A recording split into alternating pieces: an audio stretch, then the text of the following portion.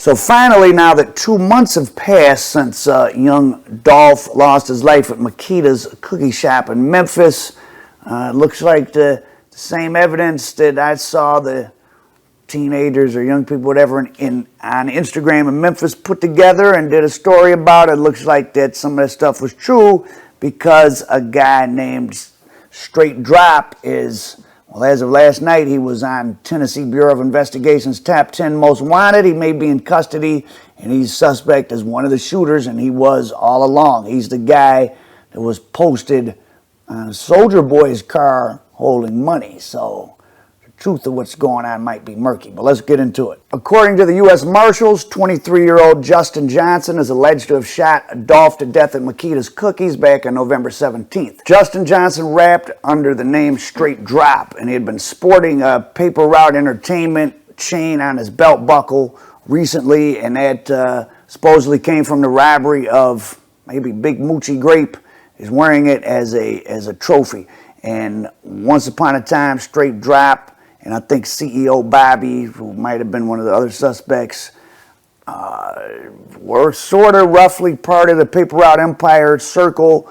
Maybe they were mad they didn't get signed, and that was used against Dolph later. There's a picture circulating with him on the stage, standing right next to Dolph. So he was close enough to be in his personal space once upon a time. So Johnson, aka Straight Drop, also has an outstanding warrant for violation of federal supervised parole in a weapons case, and has, quote, ties to organized criminal gangs, according to a joint press release from the Memphis Police, the U.S. Marshals, and the Tennessee Bureau of Investigation. 2 weeks before the shooting, Straight Drop posted a photo of himself in a Von Dutch outfit, captioned, "I'm that guy you never see or hear about, but who's the most active in the streets." One woman replied, "Boy, you about to go to jail." The U.S. Marshals are working with the Memphis PD and the Tennessee Bureau of Investigation. They say that he's now wanted, in fact, for the first-degree murder of Dolph.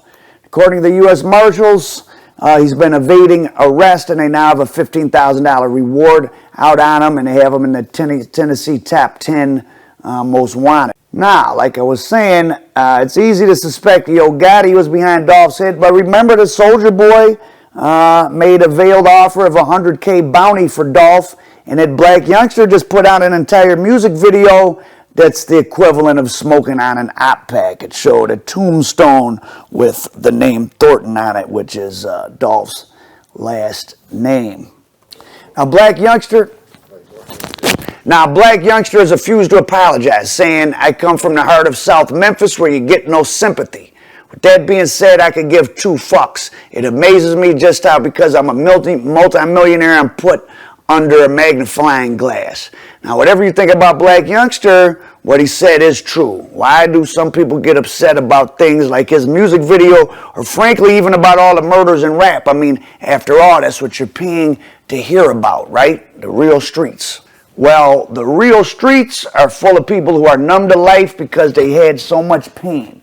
And if you have much of an emotional feeling about murder, you might not be cut out for really engaging in the music made by these young men that grow up seeing murder and killing each other. Now, in other active shooter Memphis news, Pooh Shiesty has pled guilty to a federal charge of conspiracy to possess a firearm in furtherance of drug trafficking crimes stemming from an October 2020 incident. Now, in other Memphis active shooter news, Pooh Shiesty has pled guilty to a federal charge of conspiracy to possess a firearm in furtherance of violence and drug trafficking stemming from an incident in October 2020 when Shiesty was in a McLaren on South Beach with another guy, and they met up with somebody to supposedly buy a pair of Jordans, or maybe it was weed, but the guy ended up shot. It looks like on the camera footage they were trying to rob him, and so with Shiesty's guilty plea, federal prosecutors dropped 3 other charges that could have resulted in a life sentence for him. And the U.S. Attorney's Office in the Southern District of Florida said in a statement that he could face up to 20 years, but of course, like I said, 97 months, which is a little over 8 years is the sentencing recommendation. Shiesty's been in jail since July of 2021, roughly 9 months after the shooting, because he got involved in another shooting. Well, that was thought initially. A security guard at a Miami strip club was shot in a scuffle at the front door. At first, it sounded like Pooh did it himself, but he was only charged with aggravated battery, and those charges have since been dropped, but it did cause his bail to get revoked. So he's been in jail since last July. So maybe he never did that second thing in the first place. Something just happened. They put his name in it, or he paid someone not to come to court. But the age of the studio gangster seems to be over. To quote Pooh Shiesty, "I got my own security. Don't need no fire in the club." Now, Pooh Shiesty started off his career with a single called Hell Night in March of 2019. He quickly got signed by Gucci Mane and Atlantic Records, and by November 6th of 2020, of course, he dropped the big hit we know him for, Back in Blood, featuring Lil Durk, who's recently turned himself into maybe the hottest rapper. Now, it ended up becoming his most streamed song. It's got over 50 million YouTube views. And his debut mixtape, Shiesty Season, came out in February 2021, and that went all the way up to number 3 on the Billboard 200. So Pooh Shiesty was definitely, poised to be, one of the new guys. But when you're really out there living what you're talking about in these wild songs, well, you catch cases or you get killed like King Von. So the guys that make music like him but don't get in any trouble, like, NLE Chopper or something, makes you wonder what they're really living like. Not that it's good to live like that. I don't promote any of that stuff. So before his only real hit song had even come out in November, he was in jail, and his career was kind of dead or severely impaired, to say the least. He's got 97 months to look forward to. That's even more time than Bobby Shmurda did, and Bobby Shmurda's been having a hard time getting his buzz back.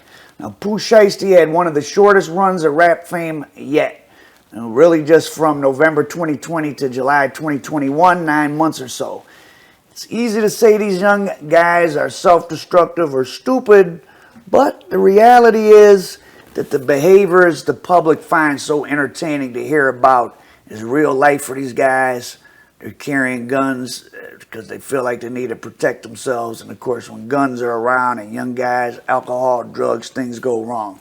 Just ask Young Dolph's ghost or King Von's ghost. He had his shooters with him, but so did Quando Rondo. Gone are the days when hardworking, mostly law-abiding young men with at least one good parent, like Ice Cube, Chuck D, Christopher Wallace, gave us songs about the street life. Now the technology lets you make a song on your phone or a cheap computer and send it straight to the internet so the people can hear it. A guy can get popular even if he really did grow up in the gutter. He doesn't need to know how to act around normal people at a record label. He can just be his real self. Gangster rap is now reality TV. Rip Young Dolph, free straight drop. And if that seems contradictory to you, then you don't really get what's going on. American Dope, Al Prophet.